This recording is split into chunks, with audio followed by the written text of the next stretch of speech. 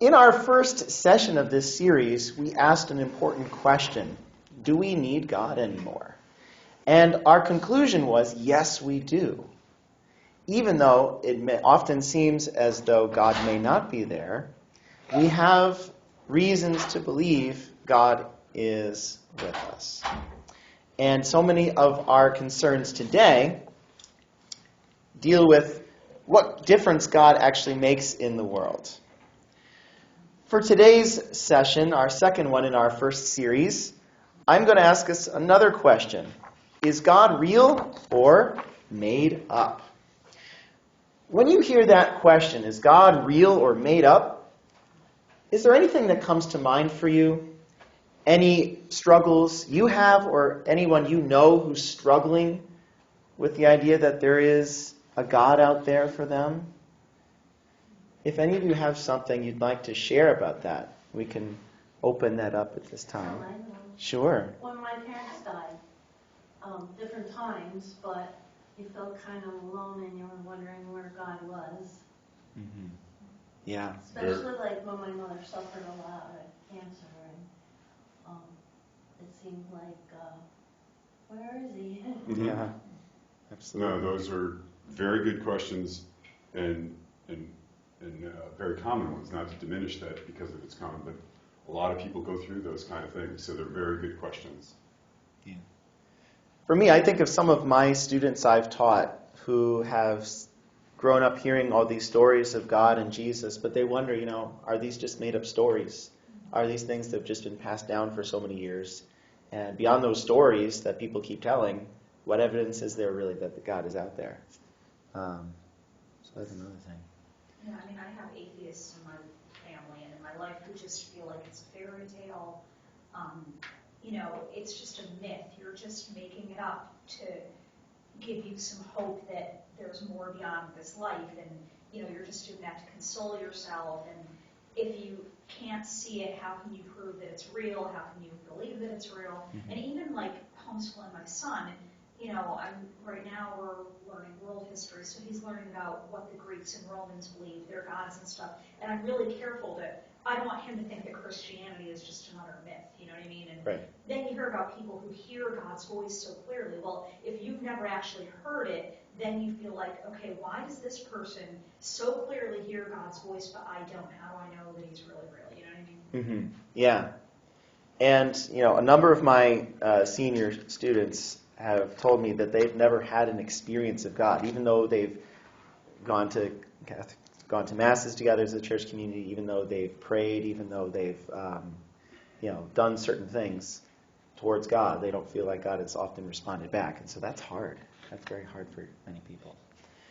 So for this question today, I'd like us to think about how we can know God is there, and we can share our reasons for our faith with one another. So, first of all, we have to say that it's actually possible to know God. God we can think of as way up there, so infinite, beyond anything I could ever imagine or even deal with. And so, in many ways, we tend to stay in our day-to-day lives and not worry about those big questions, because how can I in any way have contact with this God who seems to have his hands busy on a lot of different things throughout our universe? What on earth does he care about with me? Are we really capable of knowing God and having a relationship with this God? And how can we even become one with God? Those are some important questions to address at the start here. We are all made by God, our Creator, with a natural goodness. There's something good about our human nature that shares God's qualities in a certain way. We are in his image and likeness. And we, because of our sin, have wounded our goodness in our nature, but we haven't destroyed it. So there is something good in us that is, you could say, a spark of the divine. There's something God can work with in us because we are his own children by design. So God is always there, and we as his children are simply seeking him in a world of sin which often clouds our vision of God. In our sinful state, We suffer ignorance, things that we ought to know but don't because we get distracted. We suffer from concupiscence. It's a fancy word for having a tendency to do sinful things because we have passions. We get angry and we want to do something to hurt somebody. We have sufferings that we have to endure because of sin. And death itself is a consequence of sin, ultimately. And these are great challenges. And as you were saying, death is an example of something that makes it very hard to believe in God, hard to see God. However, we have what theologians call this fancy word an obediential potency. It basically means that we have the potential, if we obey God, to receive His grace and be transformed into a person we never would have recognized here and now, but someone who is sharing in the vision of God in heaven and is able to share in the divine life. So it is an amazing thing that God has made us for, but sin often gets in the way and makes it hard to see God. We have a natural desire for God. It's built into us to have a hunger for this God who is beyond us, but closer to us than we are to ourselves. And in everything we do, in everything we think, God is kind of out there in the horizon. If you think about anything that's good or true or beautiful, that's just a limited amount of that. But God has infinite goodness, infinite truth, infinite beauty. And when we know our God through the things God has made, that is a sign that God is present, that His creations remind us of the God who made them. And it's important to note that since God has made everything, He has created being itself to share in a way in His own ultimate being. And so you can draw conclusions from things in the world that relate to the God who made them. And we can naturally have some knowledge of God as the one who created our universe. And we can know God as the origin of all things good. And we can have a sense that we would really love to be one with God if that were possible. Because God is ultimate good. And what do we want in this life? We want happiness. We want goodness. So God seems to have the answers to all the questions that we might have. If God is real, of course, if He's made up, then maybe we're just telling ourselves stories and try to make ourselves cope with reality through some fantasy. But there are reasons to believe, I will propose, that God is real. We not only have a natural ability to know God through the things God has made, but we have God's grace and His many gifts to us that help us to be one with Him. We live in a situation where God is offering His grace to us. It's not as though grace is totally optional, something we could opt out of if we want. God, you're cool, but I've got my own bubble here and I just want to deal with that right now. No. Our humanity is not left on its own. God is so deeply present to us through grace and through Christ's presence among us that we really cannot escape that reality. Our very human existence is marked by grace. It's a call to something more than this life. You can imagine maybe God never would have given grace in a different universe and then we would have been on our own, but that is not our God. Our God is so deeply interested and invested in our lives. And God is present within us if we just look within and ask for God's help to see His presence. But, despite the fact God is always with us and offering grace to us, it's often hard to get a feel for God. God is not something you can grasp with your five senses all the time. So what God has instituted are signs of His presence. That the world itself is a sign of God, that we have our sacraments in the church that remind us of Christ's presence, even though we can't see Him directly right now. These are ways that God makes an appeal to our five senses and then to us in this world right now, so that He can inspire us with His grace. The way we know God is through faith and reason. And when it comes to faith, faith is not just something I'm willing to guess about. I'm going to assume God exists, and I'm going to live my life that way. If that's all our faith were, then that's pretty weak, and that's easily attacked by different views of the world and the universe and reality. But if faith is something that comes from God dwelling in us and strengthening our minds that we might know God is real, that is more certain than any human creation, any human idea. So faith is not something we come up with, not something we guess at. Faith is God's own gift of his own self-knowledge to us so that we have a sense that God is there. And by our faith, we are able to make connections that we wouldn't otherwise without God's help. We can see, in a way, how God might be working in the world. If we look back on our lives years after the fact, we could say, you know what, this was a rough time I was going through, but by my faith, I can see that there might have been a purpose in this suffering that I went through. There might have been a purpose in someone else's suffering. It led to some good down the line I never would have imagined. There are things about our faith and our church's teachings that make sense more through the faith we have from God.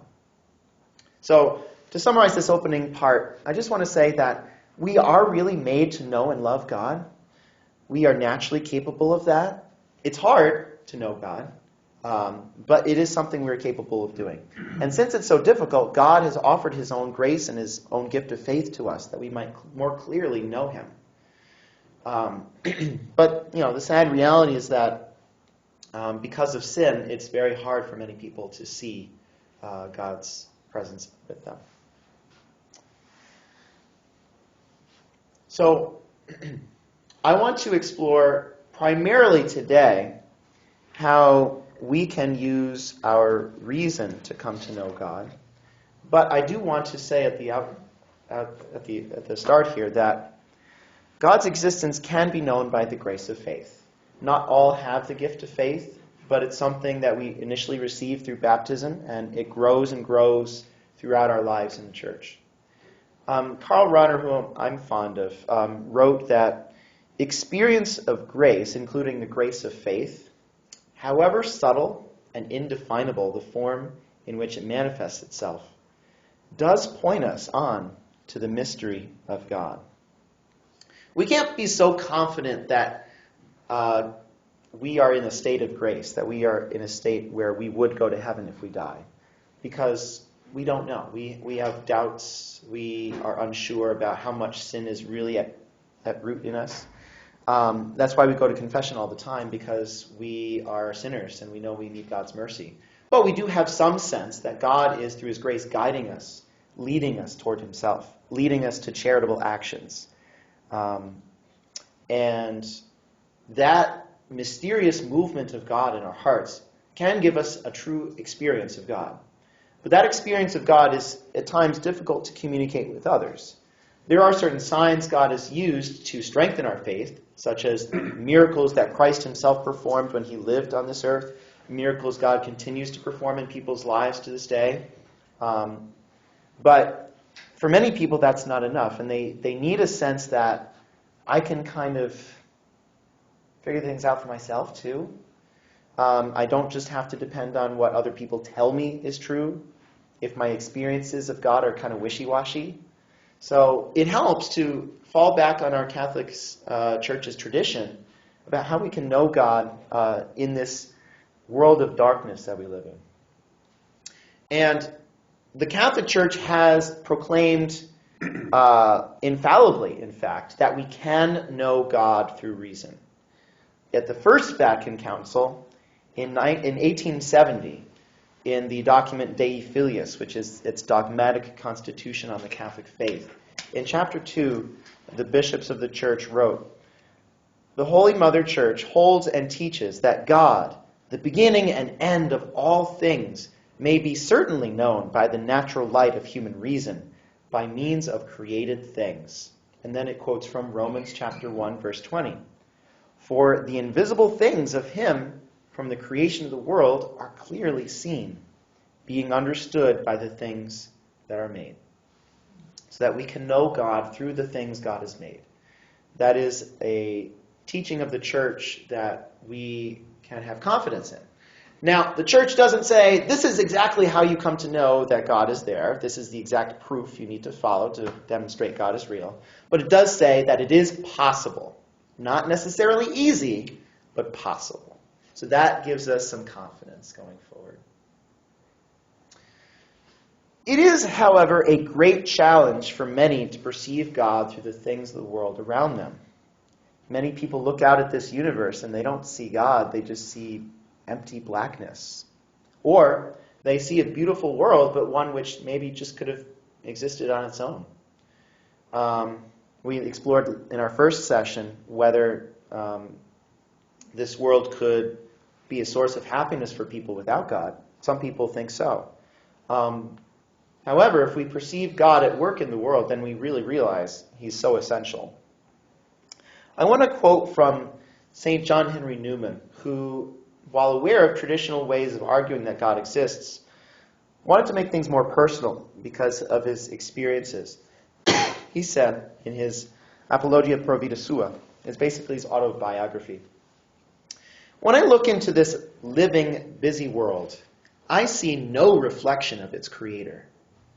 I'm speaking for myself only, and I am far from denying the real force of the arguments in proof of a God, drawn from the general facts of human society and the course of history.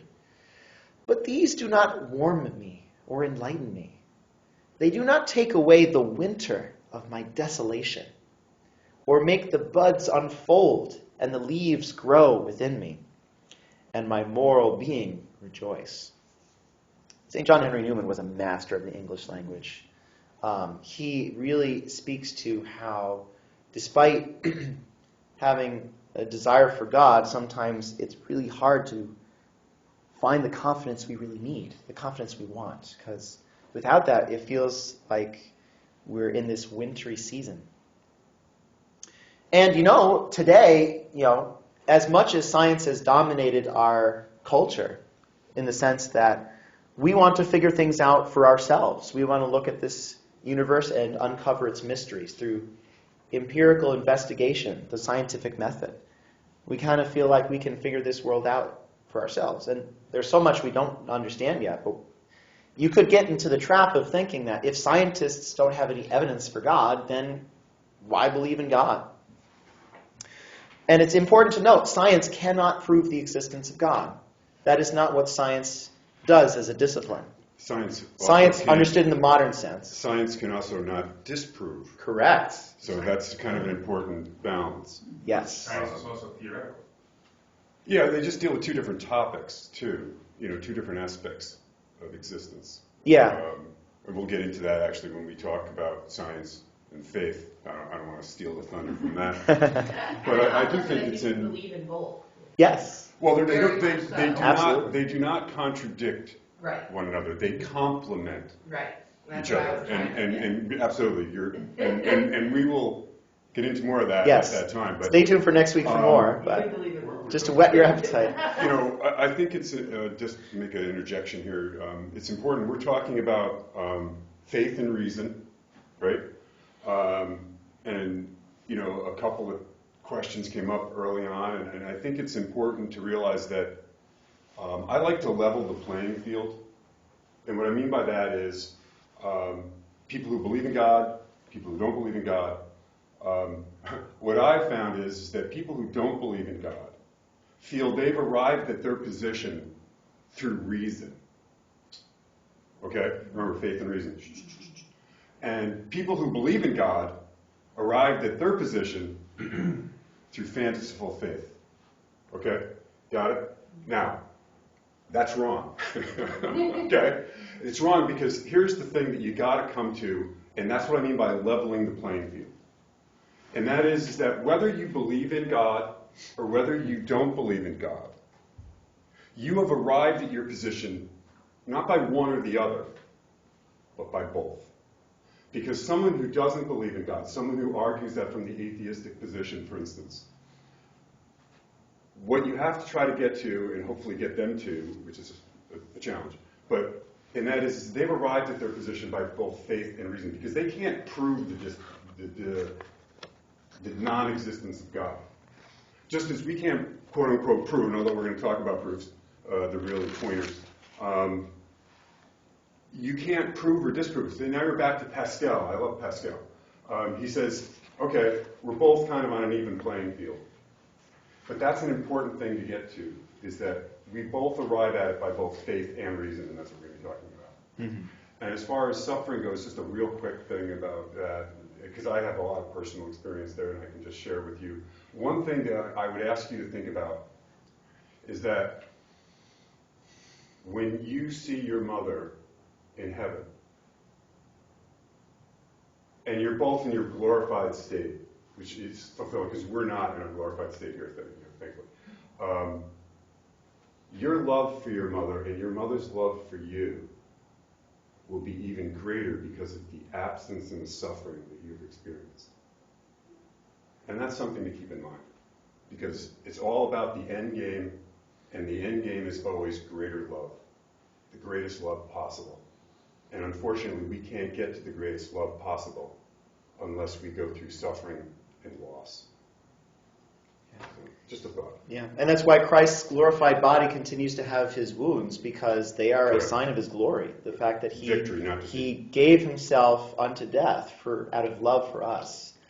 Having risen from the dead, that mark upon him is a strengthening sign of his love for us, its intensity. So that's why we're going through all this. This is, in a way, why God, you could say, tests our faith, but in another sense, you could just say, this is how belief in God is strengthened, through our willingness to seek God in his apparent absence at times, and to help others to wrestle with the darkness. Ever since Jacob has been wrestling with the angel of the Lord, we've been wrestling with God, trying to figure out how to deal with God and with our world at the same time. So science can neither prove nor disprove that God exists. So at times, people need to look within themselves to see where they're really at with God. Because if you're just looking at the things of the world and staring at them under a microscope or a magnifying glass, you're not going to find God that way. But you will find God by thinking about how the things out there go beyond themselves. They point beyond themselves, which we as humans are able to see that no other animal can see. St. John Henry Newman again said in one of his Oxford University sermons, "The practical safeguard against atheism in the case of scientific inquirers is the inward need and desire, the inward experience of that power existing in the mind before and independently of their examination of his material world." That if we get too caught up in the things of this world, we can lose vision that God has built into us, the capability of having, that God is there. Now, today on your handouts, I have several different proofs for God's existence, and we don't have the time to go through all of them in detail. But I will say some words about the arguments that God exists developed by St. Thomas Aquinas and by St. Anselm of Canterbury. Thomas Aquinas has 5 ways, also known as cosmological arguments, because they look at the things in the cosmos, the universe, and then argue that God was behind them all. These arguments have played a very important role in what we call natural theology, being able to think about the things in nature that reveal God to us. And they're frequently referenced to this day. These proofs, while perhaps not for everyone proving that God exists, they can be a signpost to help guide people through a meditation that God might be necessary for the things in the world to exist. And the presence of God in our world that these arguments help us to recognize helps us realize that God is the one for whom we and the whole universe were made. It's not just some stuff that we can do whatever the heck we want with. It is a reflection of God's intention for all things. So I will basically focus on, for now at least, the first way of Thomas Aquinas, and then if we want to, when we get into small group discussions, we can break apart anything else you were interested in. the way that an argument works is you have some premises, some things that you state up front that you believe are true, and then you make follow-up arguments that develop what you initially proposed, and then you reach a final conclusion. And sometimes certain things logically follow from what you said previously. So these can get kind of technical, which is why we're not going to spend too much time looking at the technicalities today. But first of all, if we look at the first way of Thomas Aquinas to argue that God exists, this is looking at motion and change in the world in order to see that there must be an unchanged and unmoved mover. So here's the first observation. Everything in the universe moves and or changes. Probably seems true. I mean, it would be kind of hard to refute that one. So this is something that starts in observation in the things of the world. But then we have to get a little bit more abstract, a little bit more abstracted from reality. Things cannot move or change unless something else moves or changes them or gives them this ability. This podium is not going to move unless I put the force on it to move it. So I caused the change. Did I cause this myself in a way? Yes. But how did I have the ability to move this podium? Because of the energy in my body, which I received from the food that I've eaten in the past week. And you can trace back changes in things and movement of things back and back to different various causes. Not just back in time. You can say that this led to this later. But you can also say, even right now, everything we do, all the changes and all the movement we see in the world is causally dependent on something else simultaneously. So, for example, I wouldn't be able to breathe right now unless all the gravitational forces of our universe were at play, because otherwise I'd burst. I don't know what would happen. Nothing good. Nothing good. I would want to know. No. So what Aquinas, and I've kind of formalized this proof so that it's more logically, it's in more of a logical proof structure. But basically from the first 2 points, if those are both true, Aquinas would say it logically follows that everything in the universe depends on something else to move or change it, or to give it the ability to move or change. So it basically combines the first 2 premises. And then we have another point. There must be an ultimate principle of the movement and change in the universe that does not depend on anything else to move or change. So if it were true that everything depends on something else higher than it, then the buck has to stop somewhere. Otherwise, it doesn't make any sense. This ultimate principle must therefore be an unmoved mover or an unchanged changer.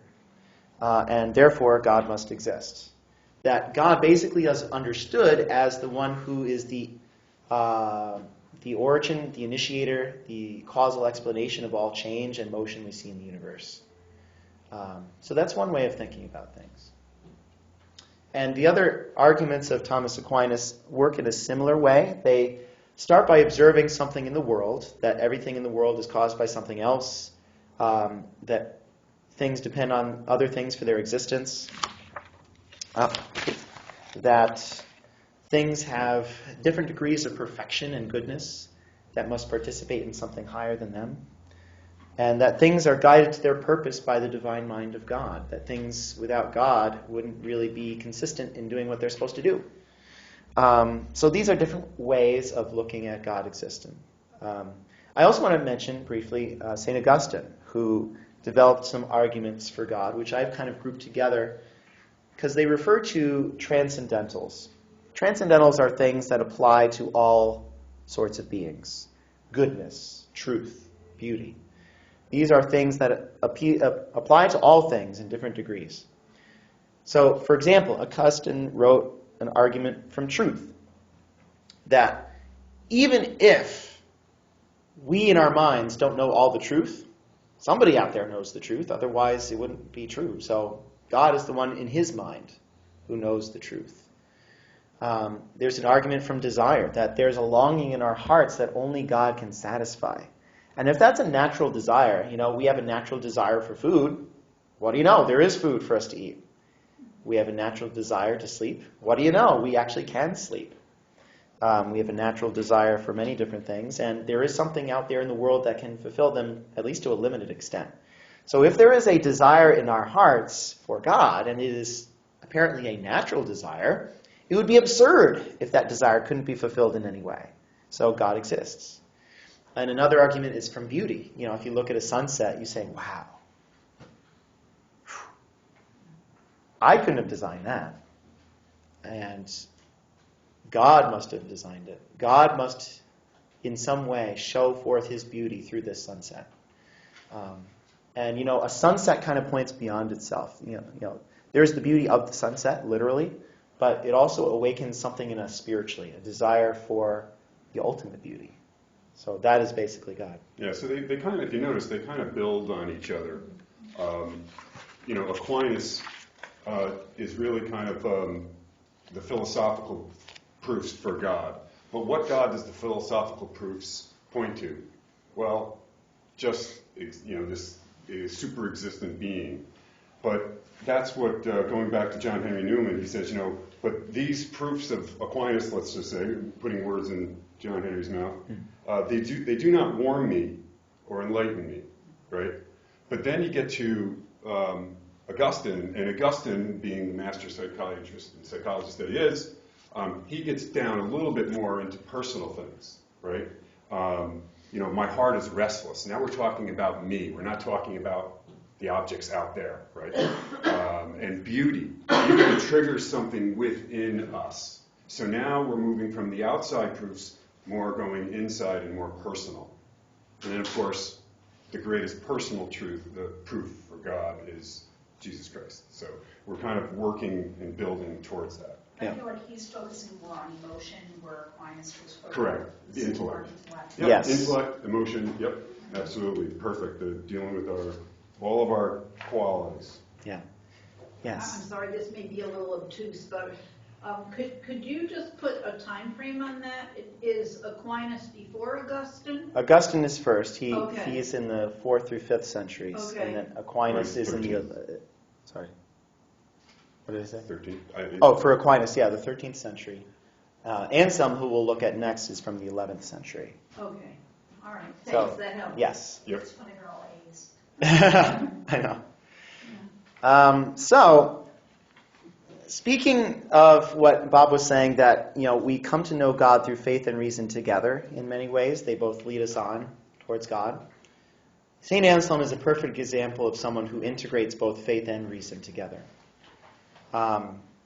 You may not buy his proof for God, but at the very least, you can't deny that his approach is in the right place. In his work Proslogion, written in the 11th century, he starts his examination of whether there is God, basically from a standpoint of faith. He knows, yes, I believe in God, and I seek more understanding of him. He says, O Lord, I do not attempt to gain access to your loftiness, because I do not at all consider my intellect to be equal to this task. But I yearn to understand some measure of your truth, which my heart believes and loves. For I do not seek to understand in order to believe, but I believe in order to understand. For I believe even this, that unless I believe, I shall not understand. So Anselm is really understanding here that God is really he's the one he's depending upon for anything. On his own, he's not going to have much to go off of. But from his standpoint of faith, he can begin to realize the reasons why God is real. In chapter 2 of Proslogion, he says, through his faith, God truly and really exists. That's his act of faith right there. Then he says, Therefore, O Lord, you who give understanding to faith, grant me to understand, to the degree you know to be advantageous, that you exist as we believe, and that you are what we believe you to be. So we believe in God, but basically God is the one who confirms our faith as not just a mythology.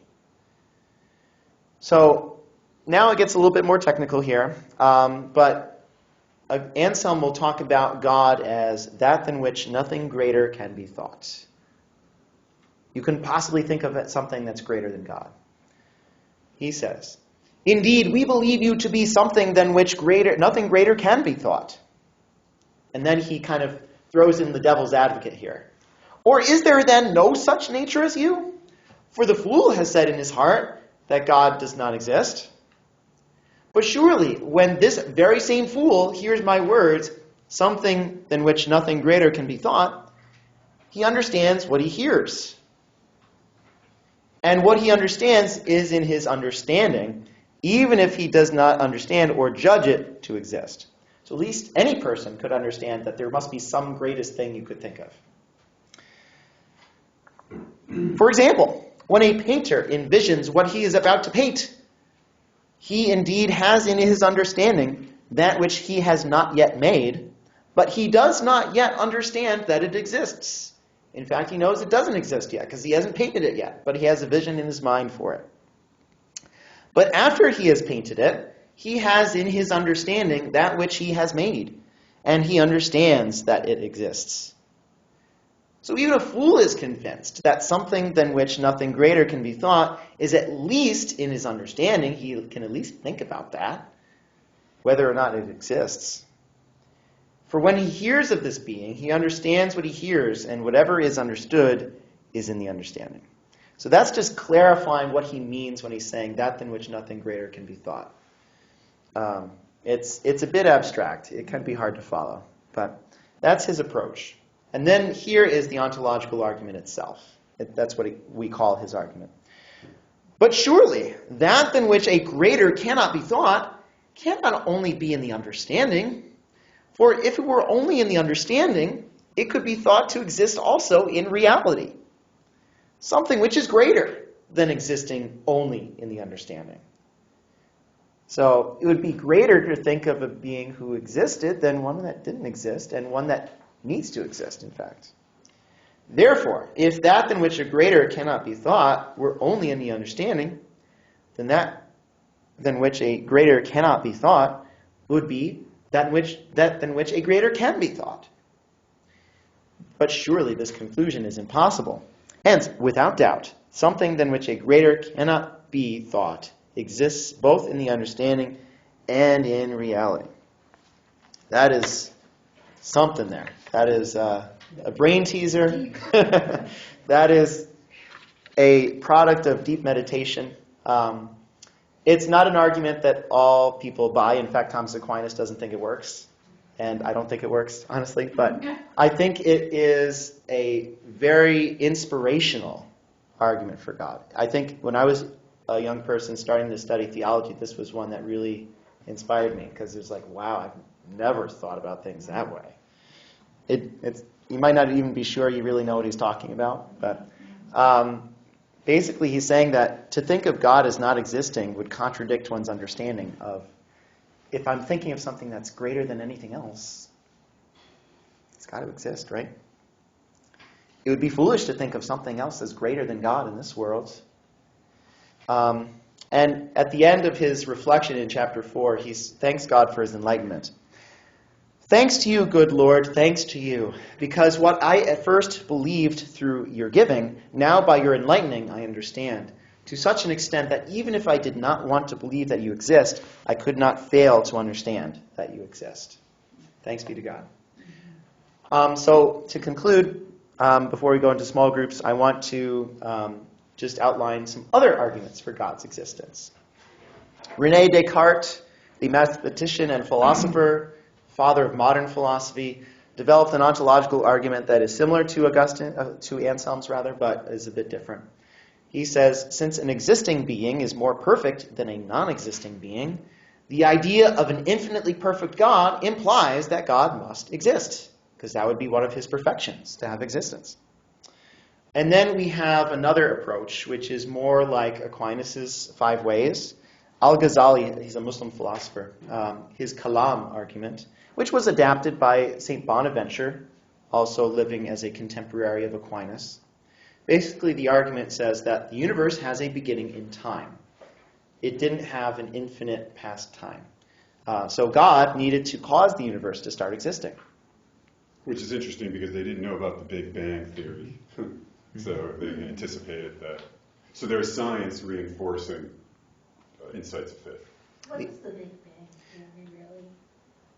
Michael, you want to? Yeah, you may talk about it a little bit next week, but the Big Bang Theory is the idea that all of the matter and energy of the universe initially was compressed into an infinitely dense singularity, basically like a point, and that at some point it expanded and exploded, leading to the universe as we experience it now.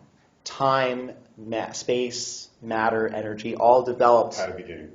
from its beginning, developing from the singularity. The question is, what caused this Big Bang singularity to explode? Is it intelligible to think of a singularity just existing on its own with no cause? So you can think about God as the one who caused this singularity to be and then caused it to develop into the universe as we now know it. Yeah. Doesn't it say somewhere that our brains and our minds and our hearts aren't equipped to truly understand, and that we're not supposed to see too much further past what you just said, because we're just not made that way to understand what and why he did what he did and how he did it? Yeah, I mean, It says it somewhere. I just yeah, don't know how it is said. biblical. It does ring a bell that, we don't want to assume that we're God and we can know everything. Like, we can't understand a God's frame of mind if that's what he even has. Is what Well, I mean. I think the key there is mystery. Yes, right. exactly. Um, There's only so much we can understand. As I like to say, thank God he knows more than I do. Indeed. A few more arguments to touch on. John Henry Newman, who we talked about, he has a moral argument from conscience. In his conscience, he feels like he's accountable to God for what he does, so God exists. And then Blaise Pascal, his wager. I mean, this is not a proof, but this is basically hedging your bets here. Well, he was a very practical man. Very practical man. He was a mathematician and a philosopher, kind of like René Descartes, but he was more existential. He says, basically in my summary, that it is unreasonable to wager against the existence of God, since the consequence of being wrong might be going to hell instead of heaven. So, you know what? Yeah, but he starts with the premise that it's a level playing field, right? He starts with the premise that you can't prove them, you can't disprove them. So given those, where are you going to bet? What do you have to lose? Right. If you bet that God doesn't exist, then you do whatever the heck you want.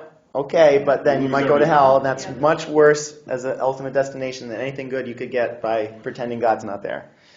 Then the other two arguments are more modern.